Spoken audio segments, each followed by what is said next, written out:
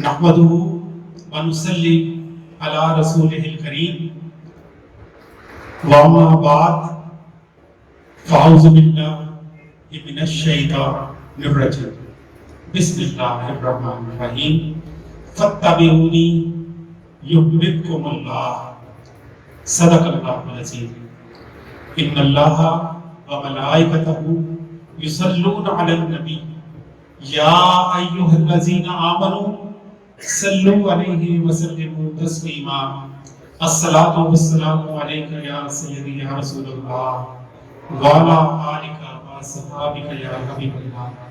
میرے ساتھ مل کے درود شریف پڑھ لیجیے۔ الصلاۃ والسلام علیک یا سیدی یا رسول اللہ وعلی آلک واصحابک یا رحمت للعالمین۔ دوستو، آج جو موضوع مجھے دیا گیا ہے وہ ہے درس مکتوبات شریف۔ یہ ہمارے آستانے کا خاصہ ہے کہ ہمارے صوفی صاحب انہوں نے پوری زندگی اس شمع کو روشن رکھا۔ ان کے والد گرامی رحمت اللہ علیہ جناب پیر سید محمد سعید شاہ گیلانی رحمت اللہ علیہ، انہوں نے بھی درس مکتوبات شریف کو اسی طرح جاری و ساری رکھا۔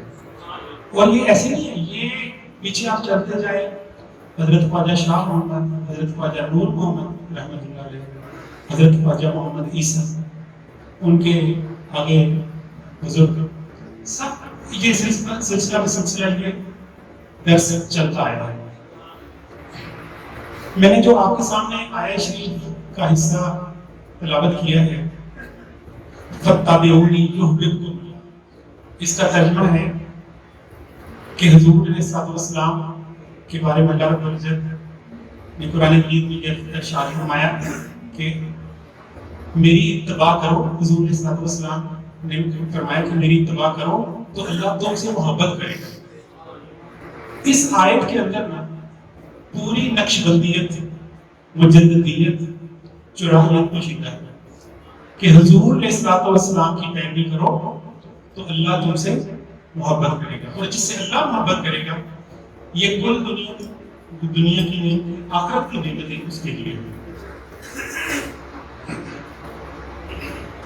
میرے پیارے دوستو، آج کے لیے جو میں نے مکتوب شریف سلیکٹ کیا ہے وہ زیادہ لمبا نہیں ہے، لیکن اس کی تشریح میں تھوڑا سا وقت ضرور لگے گا۔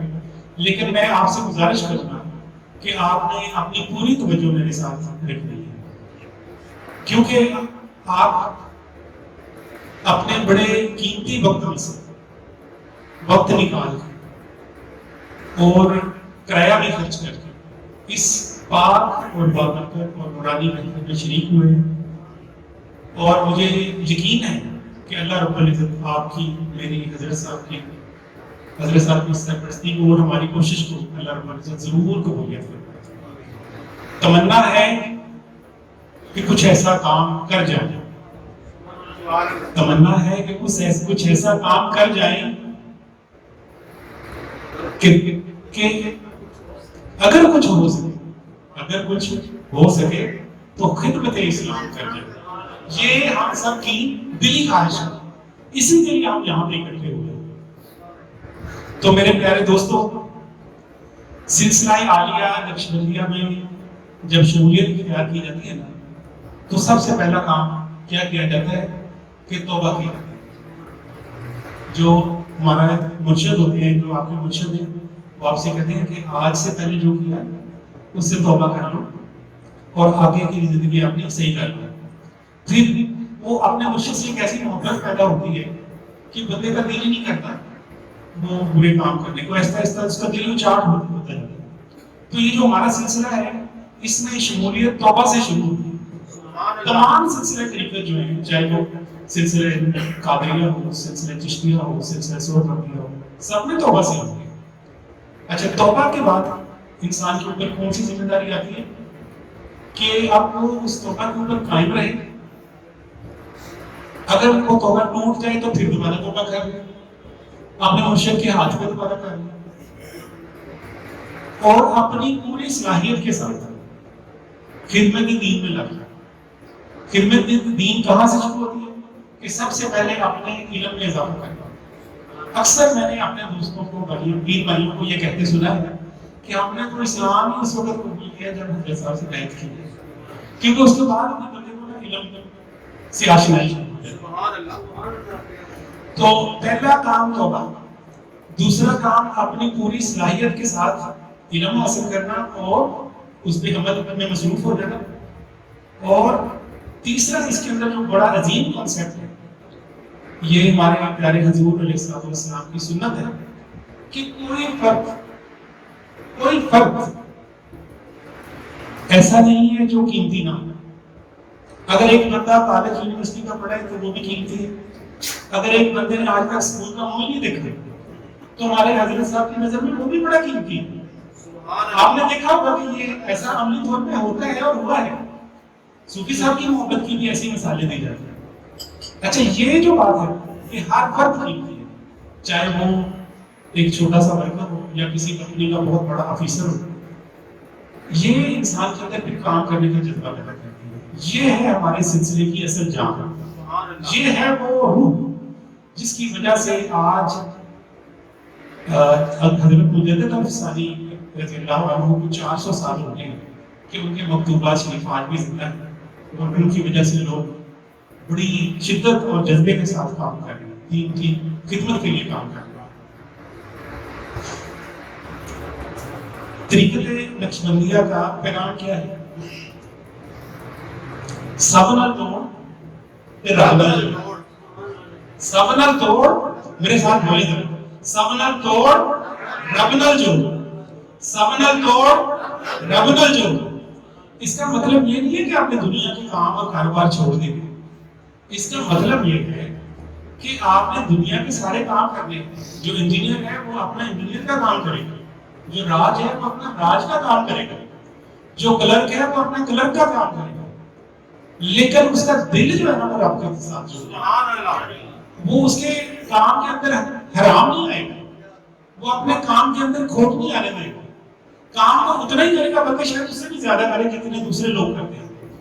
تو اس کا مطلب یہ نہیں ہے کہ سارے کام چھوڑ کے تو اللہ کی طرف متوجہ ہو جانا، بلکہ دنیا کی ذمہ داری بھی پوری اٹھانی ہے، بیوی بچوں کی ذمہ داری بھی پوری اٹھانی ہے، اور لوگ اللہ اور حضور علیہ السلام کے ساتھ لگانا ہے. الحمدللہ. آپ دیکھیں یہ کتنا عظیم الشان پیغام ہے. سبحان اللہ.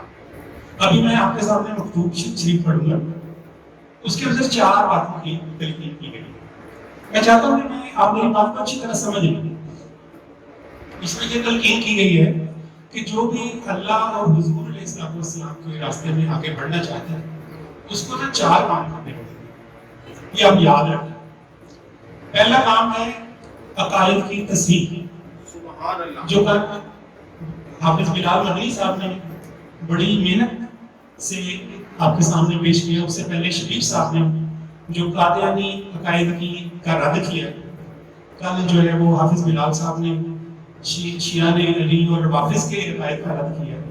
یہ ہے عقائد کی تصحیح، اپنے عقائد کو ٹھیک کرنا، صحیح اہل سنت و جماعت کے مطابق کرنا. یہ سب سے پہلا کام. دوسرا کام ہے علم فقہ.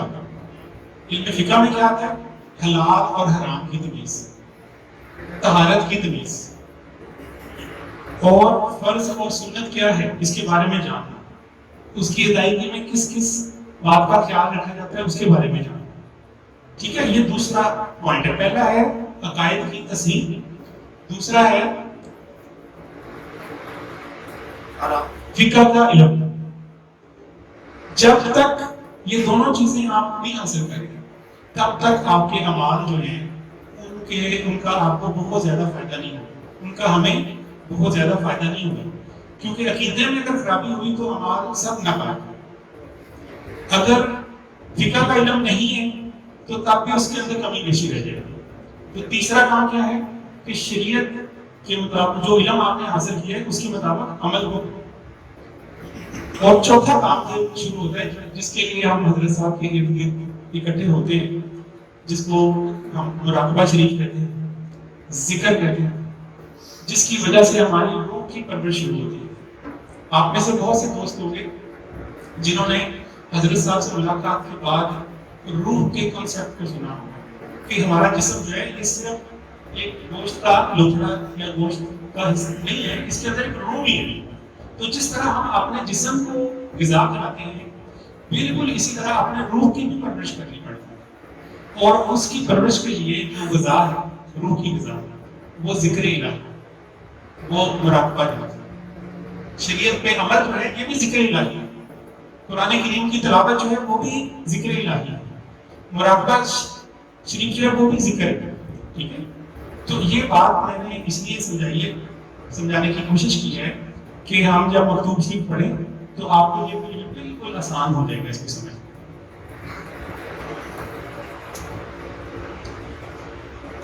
میرے دوستوں، جناب مجدد الفسانی رضی اللہ تعالیٰ عنہ، اللہ رب العزت ان پہ ہزاروں لاکھوں کروڑوں رحمتیں کرے، آج سے 400 سال پہلے سرہند شریف میں، جو یہاں سے اتنا دور ہے جتنا یہاں سے راول منڈی دور ہے، 5 گھنٹے لگتے ہیں راول منڈی جانے کے لیے، لیکن لاہور سے اگر آپ کسی بس میں بیٹھے تو 5 گھنٹے میں آپ سرہند شریف پہنچ جائیں گے. وہاں پہ 400 سال آپ کو اللہ رب العزت نے وہاں پہ پیدا کیا. پھر آپ نے تعلیم حاصل کی، پھر آپ نے تصوف کی تعلیم حاصل کی اپنے مرشد پاک سے، اور پھر آپ نے ایسے انوارات دلائے پورے زمانے میں کہ پورا زمانہ جو گمراہی کی دلدل میں جا رہا تھا، جیسے آج کل کا دور بالکل اسی طرح کا وہ دور تھا آج سے 400 سال پہلے. تو پورا زمانہ آپ کے مکتوبہ شریف کی علم کی روشنی سے منور ہو گیا. آپ کے مکتوبہ شریف انڈیا میں بھی پڑھے جاتے ہیں، پاکستان میں بھی پڑھے جاتے ہیں، بنگلہ دیش میں ان کا درس ہوتے ہیں، ترکی میں درس ہوتے ہیں، سعودی عرب میں ہوتے ہیں، شام میں ہوتے ہیں، رشیا میں ہوتے ہیں، چائنا میں ہوتے ہیں، یورپ میں ہوتے ہیں، دنیا کی یونیورسٹیوں میں پڑھا. سبحان اللہ.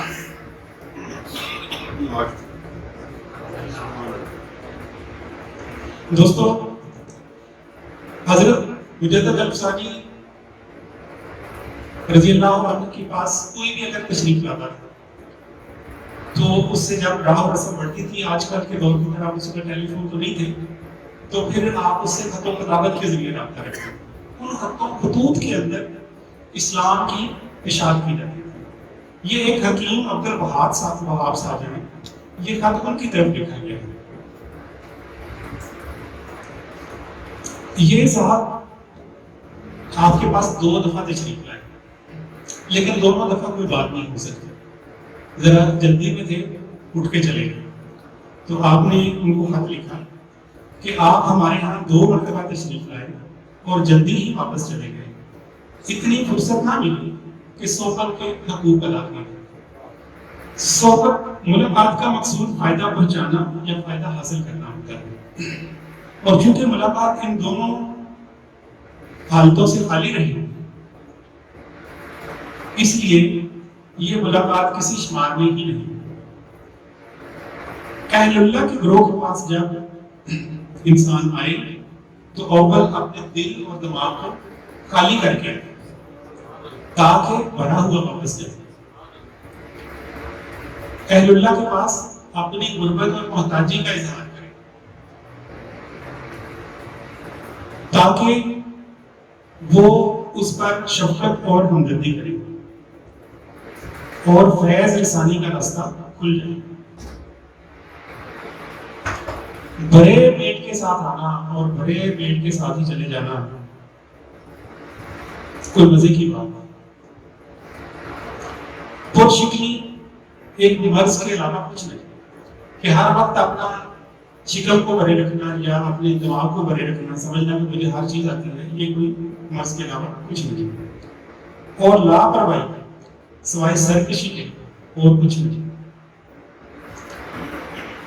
حضرت خواجہ نقش بند قدس سرہ اللہ تعالی نے فرمایا کہ پہلے نیاز مندی درکار ہے، پھر دل شکستہ کو توجہ دی جائے. جب اہل اللہ کے پاس تشریف لائیں تو پہلے ان سے اپنی طلب کو ظاہر کریں، پھر ان کے دل کے اوپر توجہ کی جائے. بس توجہ حاصل کرنے کے لیے طالب کی نیاز مندی اور عاجزی ایک شرط ہے. جو عاجز اور طلب کرنے والا نہیں ہوتا اس کو پھر توجہ نہیں ملتی. اور اسی طرح ہونا چاہیے. آپ کچھ عرصے کے بعد ایک طالب علم میرے پاس آیا, اس نے آپ کی سفارش کی. تو دل میں یہ بات آئی کہ ٹھیک ہے, ملاقات میں تو کوئی بات نہیں ہو سکی, لیکن آپ کی تشریف آوری کا بھی ایک حق مجھ پر ہے, لہٰذا اپنی طرف سے بھی ممکن درجہ حق ادا کرنا چاہیے. اس لیے ضروری ہوا کہ زبان قلم سے گزری ہوئی بات کا تدارک اور تلافی کرتے ہوئے چند کلمات وقت اور حال کی مناسبت سے آپ کی طرف تحریر کرنا ہے. اللہ تعالیٰ بہتری کی طرف الہام کرنے والا اور صحیح رستے کی توفیق دینے والا ہے. اللہ رب العزت کے جو بندے جو دین کی خدمت کے لیے ہر وقت حاضر ہوتے ہیں, جب ان کے پاس کوئی شخص آتا ہے تو وہ کس طرح اس اپنے دل کو کھول کے اس کو نوازنے کے لیے, اس کو فیض عطا کرنے کے لیے تیار ہے. سبحان اللہ. آگے فرماتے ہیں کہ اے سعادت مند, ہم پر اور آپ پر لازم ہے. اب اصل متن شروع ہوتا ہے جو پیغام ہے اس وہ لائنیں پھر پڑھیں اور مجدد پاک کی ان لائنوں پہ قربان ہونے کی دل کرتے ہیں. آپ نہیں بات. تو جب اس طالب علم نے آپ کی سفارش کی طلب کی تو دل میں یہ بات آئی کہ آپ کی تشریف آوری کا بھی ایک حق ہے. اگر آپ جلدی میں چلے گئے تو آپ کی تشریف آوری کا بھی ایک حق ہے, لہٰذا اپنی طرف سے بھی ممکن درجہ حق ادا کرنا چاہیے. اس لیے ضروری ہوا کہ زبان قلم سے گزری ہوئی بات کا تدارک اور تلافی کرتے ہوئے چند کلمات وقت اور حال کی مناسبت سے آپ کی طرف تحریر کر دیا جائے. اللہ رب العزت بہتری کی طرف الہام کرنے والا اور صحیح راستے کی طرف توفیق دینے والا ہے. حضرت مجدد الفسانی رضی اللہ تعالیٰ عنہ نے یہ بڑے کمال کی جملے لکھی. آپ نے فرمایا کہ یہ اخلاق وسیع الظرفی, اعلیٰ قلبی طاقت اور صوفی ایک سمندر دلی, دریا دلی, اور اس کا اس پوری دنیا پر وسیع اور عریض اس کی ذات کا ہونا ظاہر کرتا ہے. اب منظر یہ ہے کہ حضرت مجدد الفسانی رضی اللہ تعالیٰ عنہ کی بارگاہ میں ایک شخص ملنے آیا. وہ ملنے آیا اور اس نے کچھ طلب نہیں کیا, اس نے کچھ مانگا نہیں ہے. اس نے نہ دین مانگا, نہ دنیا مانگی, نہ عزت مانگی, نہ شہرت مانگی, نہ وقار مانگا, کچھ بھی نہیں مانگا. اور وہ اللہ کے محبوب بندے کی بارگاہ میں آ کے اٹھ کے چلا گیا.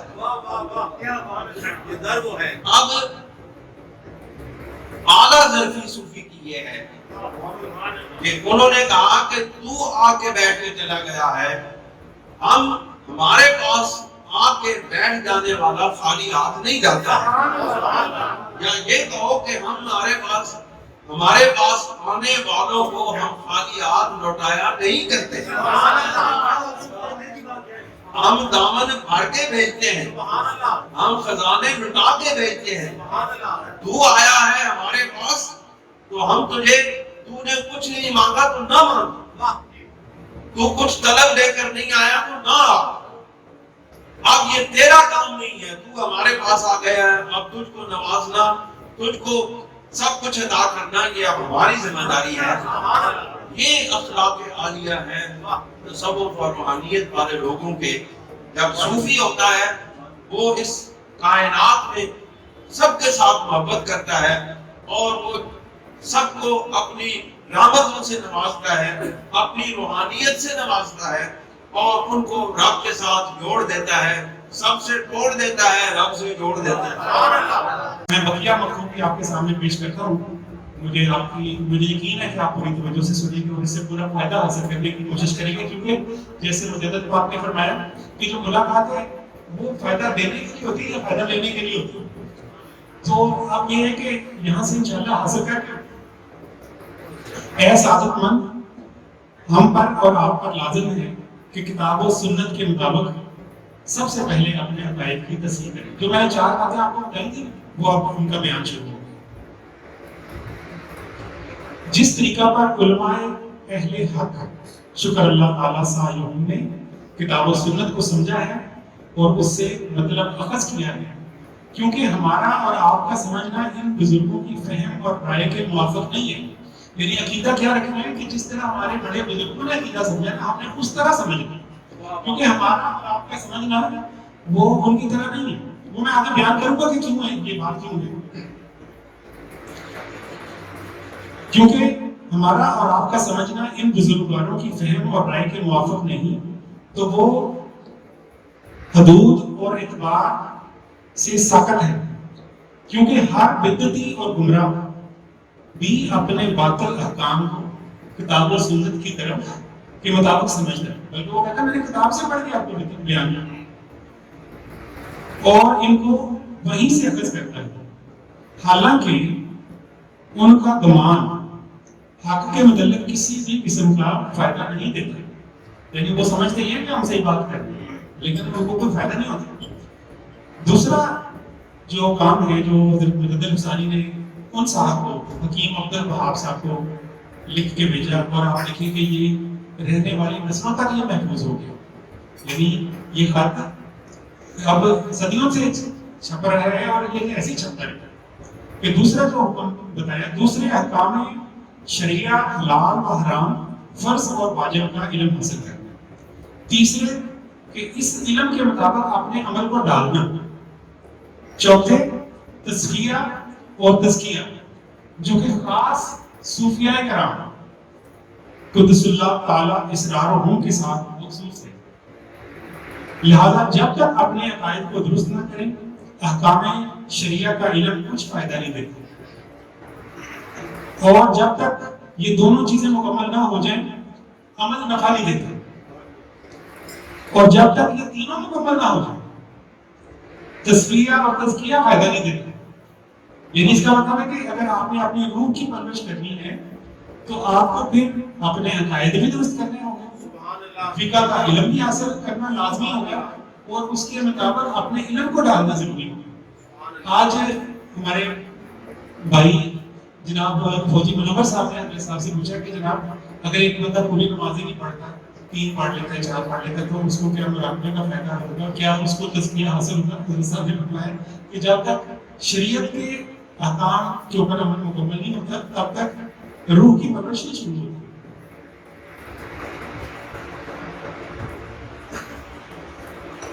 یہ چاروں رکن اور ان کے مکملات اس طرح ایک دوسرے سے وابستہ ہیں جس طرح سنت فرض کو کامل کرتی ہے، یعنی سنت کیوں پڑھی جاتی ہے کہ وہ فرض کی تکمیل کرتی ہے، اس کے بعد جو کچھ ہے وہ فضول اور بیکار باتوں میں داخل ہے۔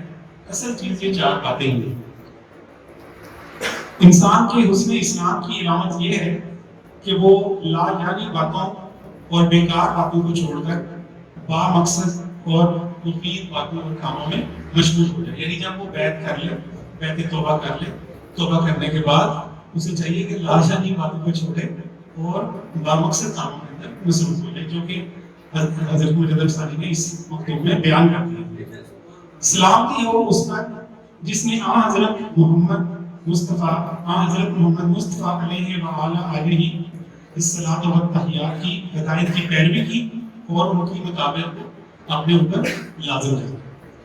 تو دوستو یہ وہ مکتوب ہے جو حکیم عبد الوہاب صاحب کو صرف اس اخلاق عالیہ کے بنیاد پر لکھا گیا کہ اگر کوئی شخص ملاقات کے لیے تشریف لائے تو اس کی تشریف آوری کا بھی ایک حق ہوتا ہے جو آپ نے اس خط کو لکھ کے ادا کیا۔ اب اس میں جو ایک میں نے پہلے آپ کے سامنے پوائنٹ پیش کیا کہ اپنے عقائد کو جو علماء اور ہمارے امام جو ہیں انہوں نے بیان کیے عقائد اس کے مطابق ڈالنا ضروری ہوتا ہے، کیونکہ ہر بدعتی اور ہر جو ہے دوسرے فرقے والے لوگ جو ہیں وہ بھی اپنے عقائد کو قرآن و سنت سے ہی اخذ کرتے ہیں۔ اس کی میں آپ کے سامنے تھوڑی سی تشریح بیان کرنا چاہتا ہوں، امید ہے کہ آپ کو یہ بڑی پسند آئے گی۔ اس بات کو حضرت مجدد نفسانی نے ایک اور مکتوب میں بڑی وضاحت کے ساتھ بیان کیا۔ آپ فرماتے ہیں کہ ہر عاقل اور بالغ کو سب سے پہلے اس کے لیے یہ ضروری ہے کہ اپنے عقیدے علماء اہل سنت و جماعت کے بیان کردہ عقائد کے مطابق کرے، اور میری دعا ہے کہ اللہ ان سب لوگوں کی کوششوں کو قبول فرمائے، کیونکہ آخرت میں نجات الہی بزرگوں کے بیان کردہ عقائد کی پیروی میں چھپی ہوئی ہے۔ اس روز نجات صرف ان بزرگوں کے پیروکاروں کو نصیب ہوگی، باقیوں کو نہیں ہوگی، اور صرف اہل سنت و جماعت ہی وہ گروہ ہے جو نبی کریم صلی اللہ علیہ وآلہ وسلم اور آپ کے صحابہ کرام رضی اللہ عنہم کے طریقے پر قائم ہے۔ سبحان اللہ۔ آگے فرماتے ہیں اور قرآن و حدیث سے اخذ کرتا صرف وہی مطالب اور علوم اور عقائد قابل اعتبار اور قابل اعتماد ہیں جو علماء حق نے بیان کیے اور سمجھیں گے، کیونکہ ہر بد عقیدہ اور گمراہ شخص بھی اپنے عقائد فاسدہ قرآن مجید، حدیث نبوی اور سنت سے ہی ثابت کرتا ہے، لہٰذا ہر شخص کے بیان کردہ معنی لائق اعتبار نہیں ہو سکتے۔ آگے فرماتے ہیں کہ موجودہ دور کے فرقے بھی بے شمار بد اعتقادی گمراہیوں میں مبتلا ہیں، کیونکہ عام مسلمانوں کو بھی گمراہ کرنے میں مصروف ہے۔ چنانچہ ایک فرقہ، یہ تقریباً 6 فرقے ہیں، میں آپ کے سامنے پیش کرتا ہوں، اور آپ دیکھیں کہ یہ آج کل کے دور میں بھی موجود ہے کہ ایک فرقہ حدیث نبوی کا منکر ہے اور ایک ختم نبوت کا منکر ہے، ایک فقہ اور تقلید ائمہ دین کا منکر ہو، یعنی امام جو ہیں فقہ کے امام ان کی تقلید نہیں کریں، اور اس کو شرک اور بدعت کہتا ہے۔ اور ایک اور گروہ ہے جو صحابہ کرام کی شان اور تعظیم کا انکار کرتا ہے، اور معاذ اللہ اکابر صحابہ اور خلفائے راشدین کو برا بلا کہتا ہے۔ اور آپ نے دیکھا کہ آج کل کے دور میں بھی یہ لوگ موجود ہیں اور انہیں بے دین اور منافق قرار دیتا ہے، نعوذ باللہ۔ ایک گروہ ایسا بھی ہے جو یزید پلید کی مدح اور ثنا کرتا ہے اور اہل بیت کی توہین اور بے ادبی کر کے خوش ہوتا ہے، اور چھٹا فرقہ وہ ہے جو بزرگان دین کے تصرفات، جو اللہ تعالیٰ کے اولیاء اللہ ہیں، اولیاء ہیں، ان کے تصرفات کا انکار کرتا ہے اور ان سے مدد اور استعانت اور ان کے وسیلے کا منکر ہے۔ اس طرح اور بھی کئی فرقے ہیں۔ یہ ان سب کے بیان کرنے کا مقصد یہ ہے کہ آپ نے ان لوگوں سے خود بھی بچنا ہے اور اپنے رشتہ داروں کو، اپنی اولادوں کو بھی یہ علم آگے منتقل کر کے رکھیں۔ یہ جو عقیدے عقائد کا علم جو حضرت صاحب بڑی محنت سے ہمیں سال سے قطرہ کر کے ہمارے اندر منتقل کر رہے ہیں، ہماری یہ ذمہ داری ہے کہ ہم اپنے بچوں میں، اپنے ارد گرد کے لوگوں میں، اپنے رشتہ داروں میں یہ علم منتقل کر کے رکھیں۔ اسی کو خدمت اسلام کہتے ہیں۔ سب سے پہلی خدمت ہوتی ہے اپنے علم میں اضافہ کریں، پھر اسی خدمت کا دوسرا درجہ یہ ہوتا ہے کہ آپ ارد گرد جو لوگ ہیں ان تک کو روشنی پہنچائیں۔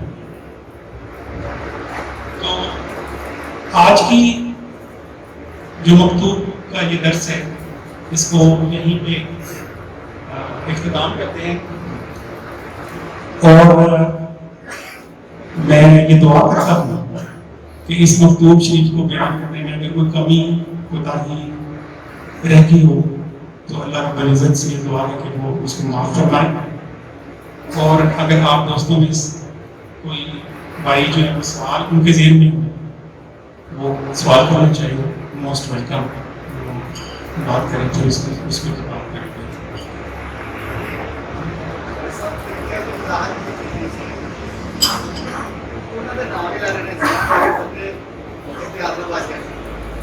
یہ جو فرقے جی جی جی ہاں جی جی جی جی جی آپ نے بالکل صحیح بات فرمائی کہ جو حاضرین ہیں ان میں سے کچھ لوگ ایسے ہیں جو ہو سکتا ہے پہلی دفعہ ہمارے ساتھ یہاں پہ بیٹھے ہوں، تو یہ ضرور نام بھی لینے چاہیے کہ ایک فرقہ تو ہے اہل حدیث جس کو وہابی کہتے ہیں، ایک فرقہ ہے دیوبندی، ایک فرقہ ہے روافض کا جو شیعہ کے نام سے مشہور ہے، لیکن وہ ہر طرح کے صحابہ کرام کے بارے میں غلط خیالات پھیلا رہے ہیں، ایک فرقہ ہے قادیانی جو ختم نبوت کے منکر ہیں۔ تو یہ سارے جو فرقے ہیں یہ ہمارے سامنے موجود ہیں، ان کی کوشش ہے کہ یہ ہمارے بچوں کے اندر سرایت کر جائے، تو ہمیں یہ پوری کوشش کرنی چاہیے کہ ان سے ہم ان کو پوری طرح باعلم رہیں کہ ان سے ہمیں خود بھی ایک فاصلہ اور دوری برقرار رکھنی ہے اور اپنے بچوں کو بھی یہ ساری بات سمجھانی ہے۔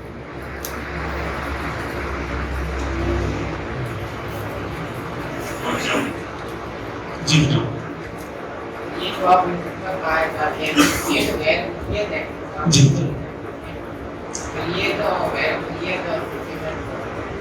یہ آپ نے ماشاءاللہ بڑا اچھا سوال کیا ہے کہ یہ بالکل یہ غیر مسلم ہے، یہ کوئی فرقہ نہیں ہے۔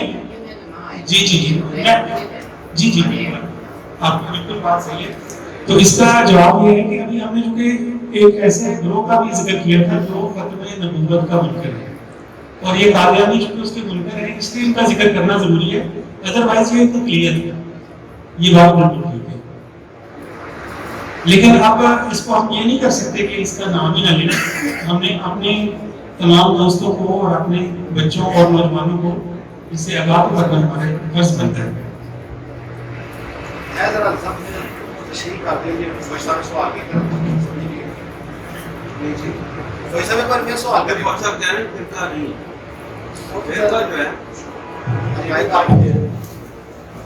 یہ بات یاد رکھیں، فرقہ جو ہوتا ہے نا وہ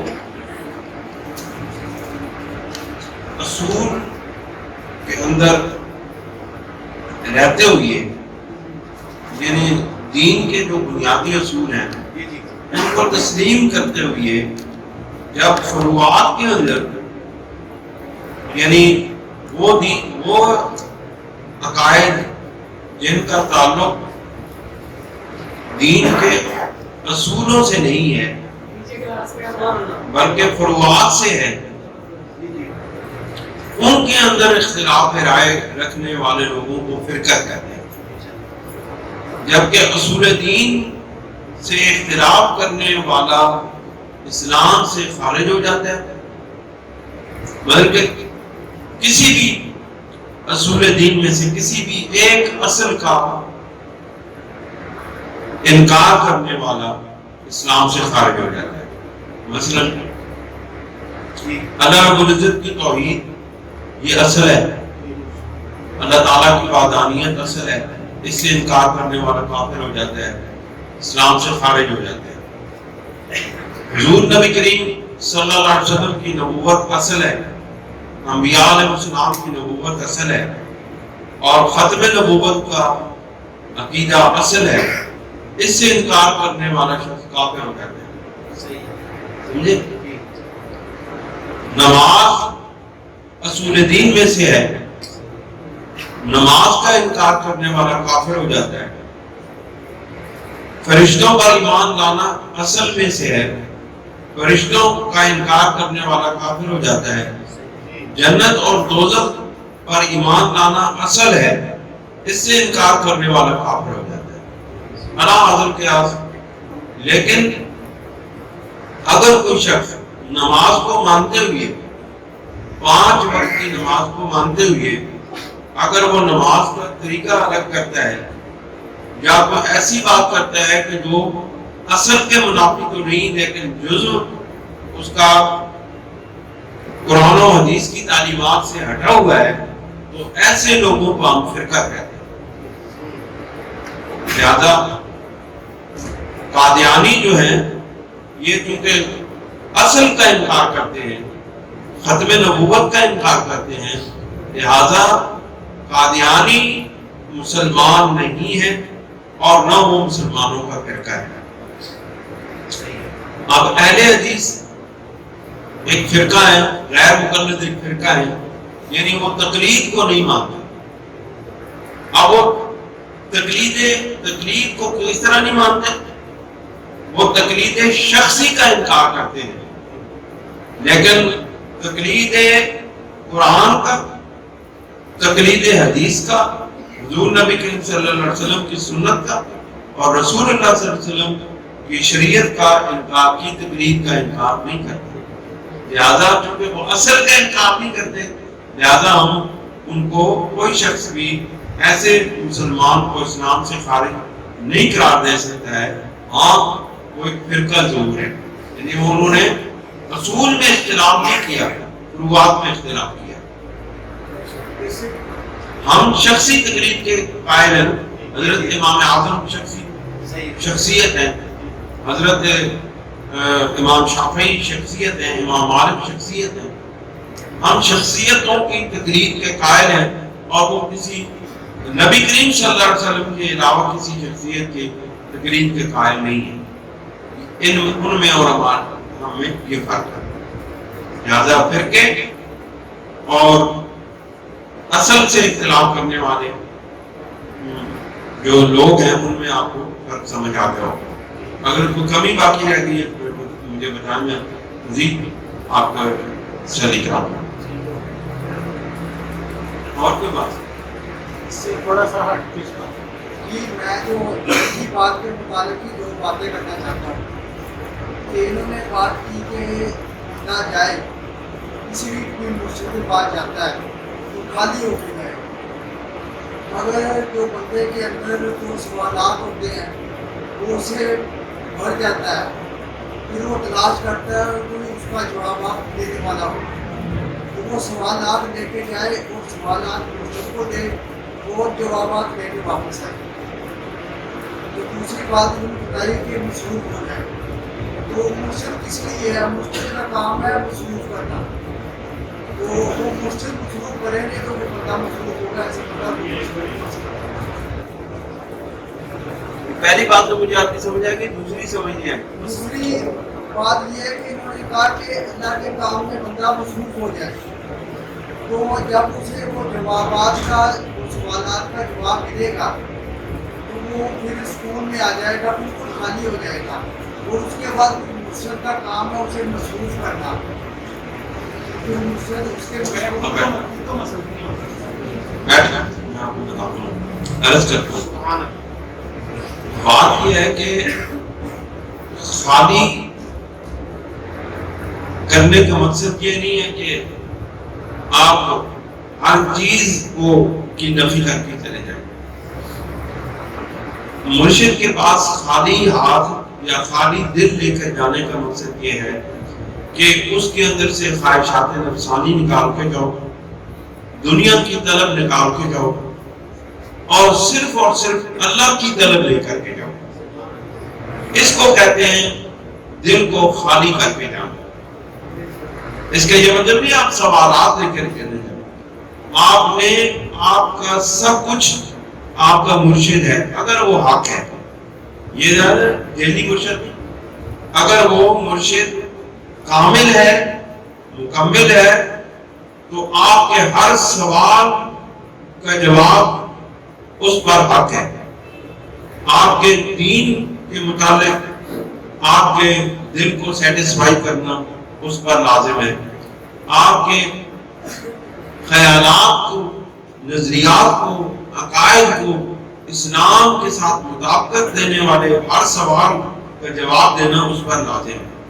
خالی کر کے جانے کا مقصد یہ ہے کہ آپ اپنے اندر سے تکبر کو اور اپنے اندر سے خواہشات نفسانی کو نکال کے جائیں۔ کیوں؟ اگر ایک انسان اپنے کسی کو مرشد سمجھتا ہے اور اس کے پاس وہ بھرا ہوا دل، یعنی کہ دنیا کے طلب لے کر کے، دنیا، مال، خواہشات، اسباب کی طلب لے کر کے جاتا ہے، تو وہ تو اس کا وقت سارا ان طلب کے حصول کی دعاؤں میں گزر جائے گا، جبکہ حقیقی طلب تو اللہ کی طلب ہے۔ سبحان اللہ۔ اب جو ہمارے طریقے سے نقشبندیہ میں جو مراقبہ کراتے ہیں نا، اس میں نیت مراقبہ میں یہ کرتے ہیں کہ یا اللہ میں تیری طرف متوجہ ہوتا ہوں، تو ہی میرا مطلوب اور مقصود ہے۔ سبحان اللہ۔ اب بتائیں جب یہ طلب آ گئی تو باقی چیزوں کو خالی کرنا پڑے گا۔ جب تو ہی میرا مطلوب اور مقصود ہے، جب مطلوب بھی اللہ بن گیا، مقصود بھی اللہ بن گیا، تو باقی اس کے ساتھ اور مقصود بھی لے کر جانا، اور چیزوں کی طلب لے کر کے جانا، یہ بھرے ہوئے دل کے ساتھ جانا ہے۔ اب باقی چیزوں کی طلب سے دل کو خالی کر کے جانا اور صرف مطلوب حقیقی کی طلب کے لیے جانا، یہ دراصل وہاں سے بھر کے اپنے ظرف کو، اپنے قلب کو، اپنے نتائج کو وہاں سے بھر کے آنا۔ بات سمجھ گئے کہ ارے ایک جو بات ہے کہ کوئی انسان ہے وہ اس لائق ہی نہیں ہے کہ اپنی طلبات کو ختم کر سکے، تو وہ پھر مرشد کے پاس جائے کہ وہ یہ جو طلبات ہیں جو بھی ہیں، اس کی تمنا ہے، وہ مرشد اسے ختم کر کے اور اسے اس راستے پر لائے۔ بالکل آپ کی بات وہی بات ہے جو میں نے کہی ہے، وہی آپ نے لفظوں کو دوسرے الفاظ میں بیان کر دیا۔ مطلب یہ ہے کہ وہ بھی طلب، دراصل آپ جو کہہ رہے ہیں کہ وہ یہ طلب لے کے جائے کہ میرے دل کے اندر سے جو طلب ہے دنیا کی، مال کی، دولت کی، اسباب کی، خواہشات نفسانی کی، وہ مرشد جا کے خالی کرے، یہی وہ مطلوب حقیقی کی طلب ہے۔ سبحان اللہ۔ یہی طلب لے کر جائیں۔ یہ اصل میں طلب یہ لے کر کے جا رہے ہیں کہ ان چیزوں کو خالی کریں، لیکن طلب کو آپ دیکھیں طلب کیا ہے آپ کی۔ ان چیزوں کو خالی کرنا مطلوب نہیں ہے، ان چیزوں کو خالی کر کے رب کو اپنے قلب کے اندر سما لینا، یہ اصل میں مطلوب ہے، یہی مطلوب لے کے جا رہے ہیں۔ تو پھر اصل حقیقی مطلوب کیا ہوگا؟ اللہ کی ذات ہوگی، باقی چیزیں تو خالی ہوگی، باقی چیزیں تو خالی کرانے کے لیے لے کے گئے، ٹھیک ہے نا؟ تو یہ اصل میں کیا، اصل میں حقیقی طلب جو ہے وہ اللہ کی ذات ہے، مطلوب اللہ کی ذات ہے، مقصود اللہ کی ذات ہے۔ ایک سوال ہے اس کی امی نے جی جو آپ کی امی نے نا ایک سوال بھیجا ہے کہ یہ جو ٹیلی ویژن پہ یا آن لائن کہتے ہیں ہم آپ کو بیک کر رہے ہیں، نہ تو ادھر پیر نے دیکھا ہے مرید کو، نہ اجتماعی طور پہ کہتے ہیں کہ بیک کرنے لگے ہیں، آپ سارے نبی نیت کر لیں اور بیک کر لیں، کہ کس طرح بیک ہو جائے گی؟ دیکھیں بیت دل کے ارادے کا نام ہے۔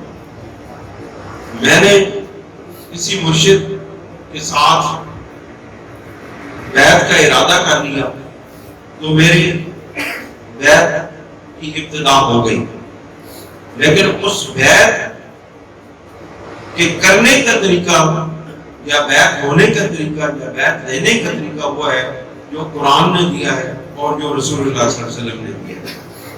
جو صحابہ کرام نے ساری زندگی رسول اللہ صلی اللہ علیہ وسلم سے جب بھی بیعت کی، سرکار کے ہاتھ پر ہاتھ رکھ کے بیعت کی۔ سبحان اللہ۔ اور قرآن نے بھی یہی کہا کہ ان الذین یبایعون یبایعون اللہ ید اللہ فوق ایدیہم۔ سبحان اللہ۔ اب وہاں بھی ہاتھ کا ذکر ہے کہ ان کے ہاتھوں پر اللہ کا ہاتھ۔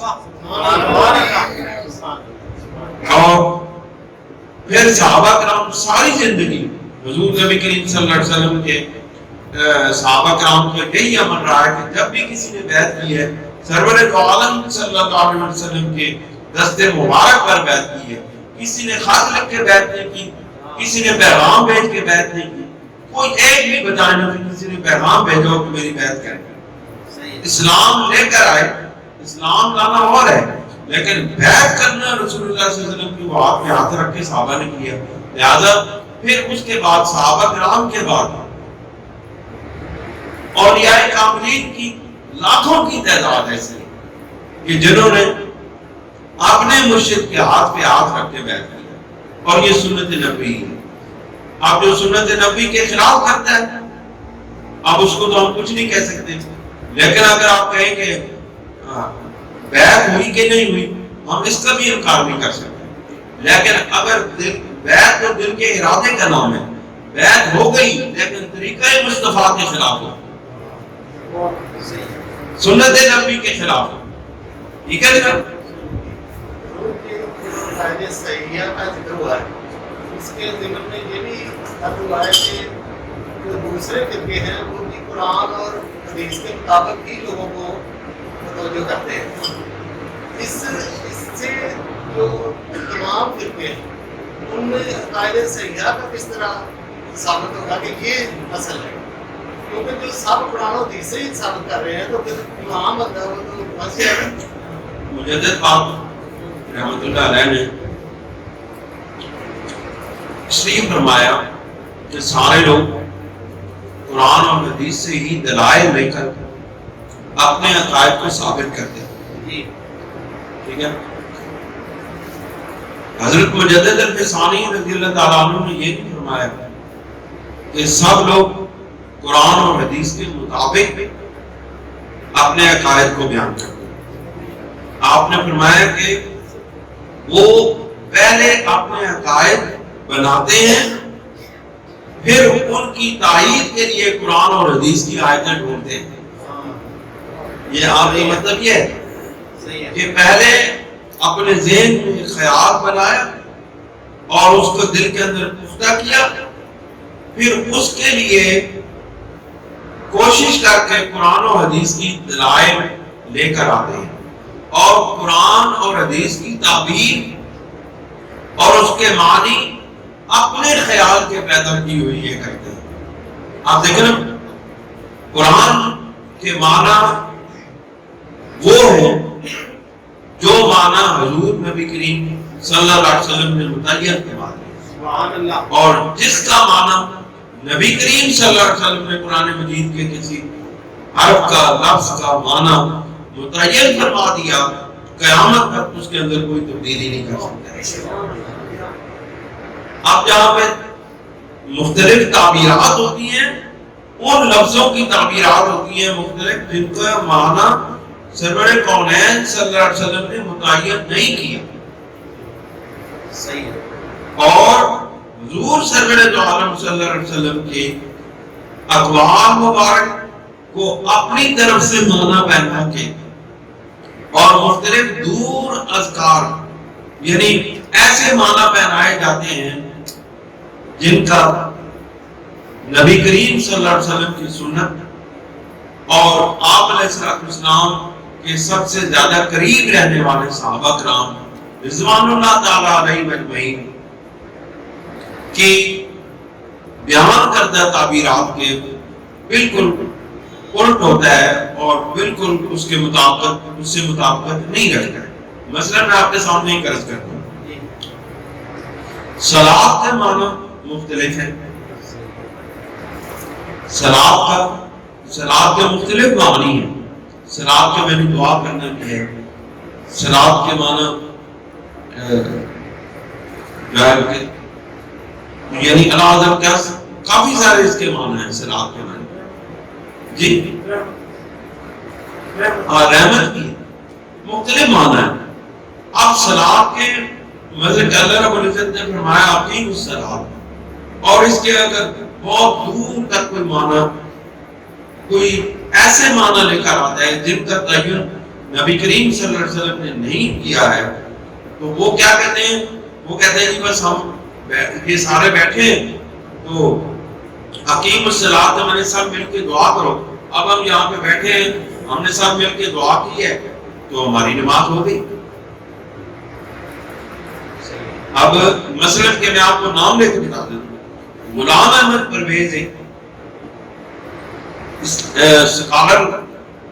سکالر بنا تھا، لاہور کا رہنے والا ہے، بہت ہو گیا 1985-86، تو اس نے صلاۃ کے یہی معنی نکالے ہیں کہ صلاۃ کا میں نے دعا کرنا ہے مطلب، اور جب بھی کوئی بندے بیٹھ کے دعا کرے وہ نماز ہو جاتی ہے۔ اور اس نے کہا کہ چونکہ اجتماعی دعا کرنے کی تلقین ہے، لہذا اگر آپ انفرادی طور پر ہیں تو آپ پھر دعا بھی نہیں کر سکتے، یعنی پھر آپ نماز نہ پڑھیں۔ میں خود اس کی کتاب سے پڑھا، اس نے لکھا ہے کہ آپ پھر نماز نہ پڑھیں، نماز صرف اسی صورت میں، دعا اسی صورت میں کریں یا جس طرح اس نے نماز کا طریقہ بتایا. اس نے کہا کہ اس طرح نماز پڑھیں اجتماعی طور پر، جب بہت سارے لوگ اکٹھے ہوں تو پھر نماز پڑھیں، ورنہ نماز کی ضرورت نہیں. انہوں نے کہا، اس نے لکھا کہ تنہا نماز کی اسلام کے اندر کوئی اجازت نہیں ہے اور کوئی اس کی ضرورت نہیں ہے. حالانکہ آپ دیکھیں رسول اللہ صلی اللہ علیہ وسلم نے صلاۃ کے معنی جو متعین کیے ہیں، وہ جو ہم نماز پڑھتے ہیں یہ معنی متعین ہے رسول اللہ صلی اللہ علیہ وسلم. اب اگر ان معنی کو کوئی تبدیل کرتا ہے تو گویا کہ وہ اسلام کے خلاف بات کرتا ہے اور وہ رسول اللہ صلی اللہ علیہ وسلم کے متعین معنی کو تبدیل کرتا ہے اور وہ کفر کرتا ہے. آپ نے کیا پوچھا؟ یہی بات وہ ختم. اور کچھ بات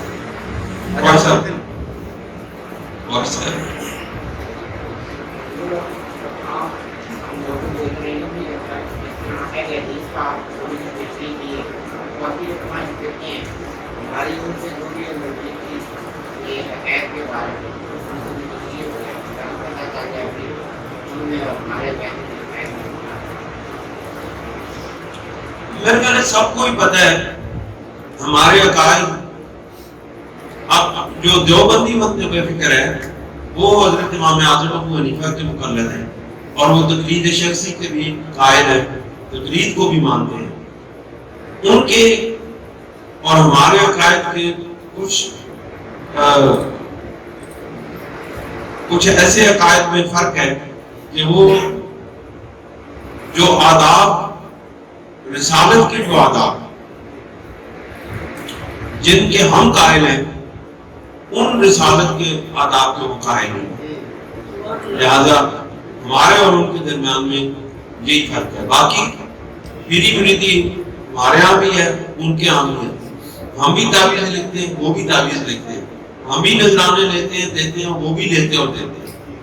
باقی کوئی فرق نہیں ہے. صرف ان کے اور ہمارے درمیان میں رسول اللہ صلی اللہ علیہ وسلم کے آداب اور آقا علیہ السلام کے ساتھ جو محبت کا انداز ہے اس میں فرق ہے. اور جی اور روافظ مین آگے جو آپ کے رافضی شیعہ ہے، روافظ کے اور ہمارے عقیدوں کے درمیان میں بنیادی اختلافات جو ہیں وہ صحابہ کرام کے متعلق ہے.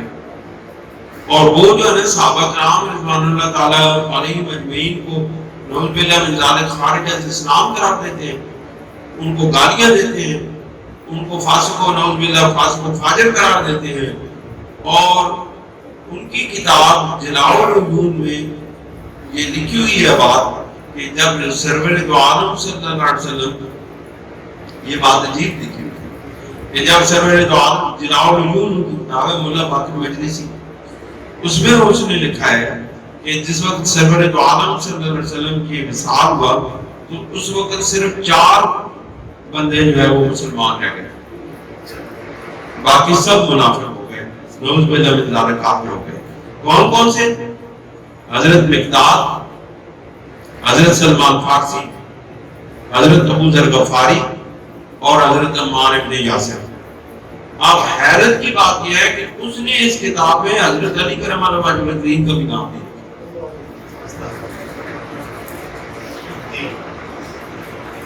آپ بتائیں کہ اتنی بنیادی چیزوں کا اختلاف کرنا.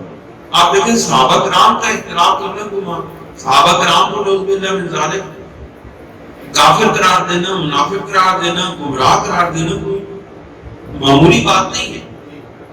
پورے اسلام پر سے جو ہمارا یقین ہے وہ ختم ہو جاتا ہے. کیوں؟ ہمیں قرآن ملا ہے تو صحابہ کرام کے وسیلے سے ملا ہے.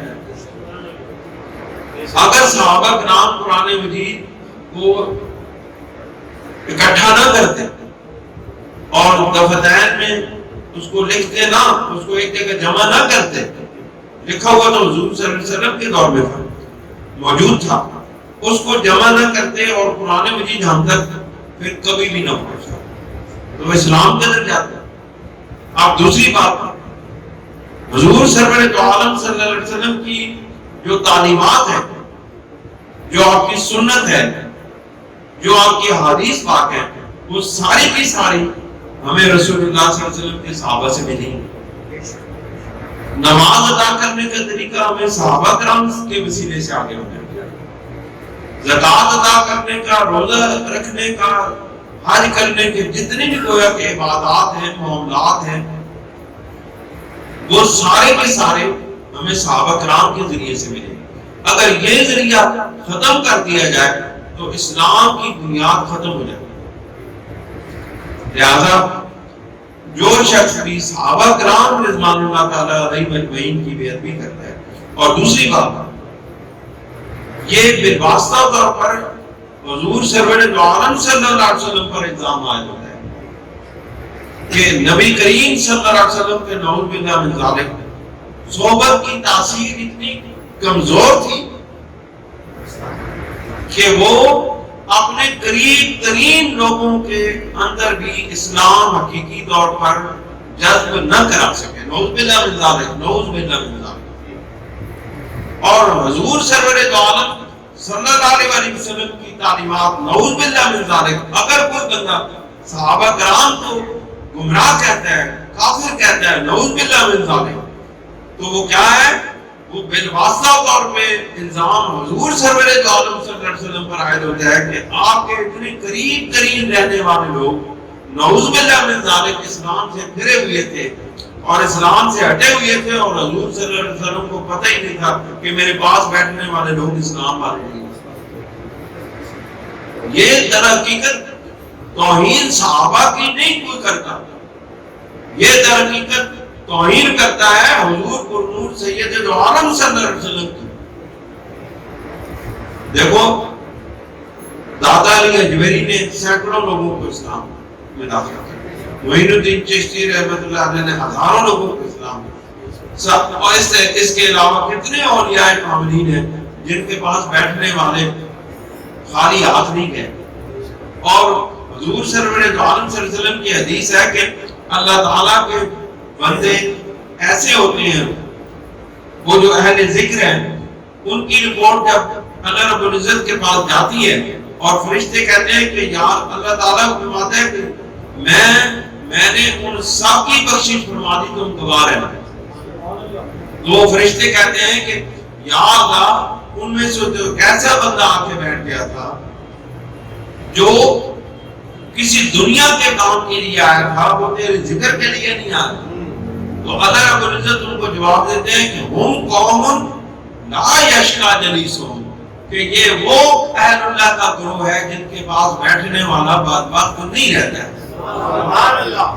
آپ دیکھیں یہ نبی کریم صلی اللہ علیہ وسلم کے غلاموں کی یہ شان ہے کہ ان کے پاس بیٹھنے والا، ان کی محفل میں بس سر راہ چلتے چلتے ان کی محفل میں آ جانے والا شخص کسی اور کام کی غرض سے جاتے جاتے ان اللہ والوں کے پاس بیٹھ جانے والا لوگ، جانے والا شخص بدبخت نہیں رہتا، تو سرور دو عالم صلی اللہ علیہ وسلم کے پاس بیٹھنے والے لوگ، آپ کی صحبت میں رہنے والے لوگ کیسے بدبخت ہیں؟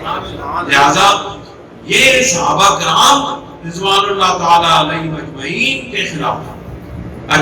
کے خلاف غلط عقیدہ رکھنا، برا عقیدہ رکھنا، تو یہ سراسر کفر ہے، گناہ کبیرہ ہے، اور پھر واسطہ طور پہ حضور صلی اللہ علیہ وسلم کی توہین ہے۔ اختتام ہے، اللہ تعالیٰ آپ کو سلامت رکھے۔ ناظرین السلام علیکم۔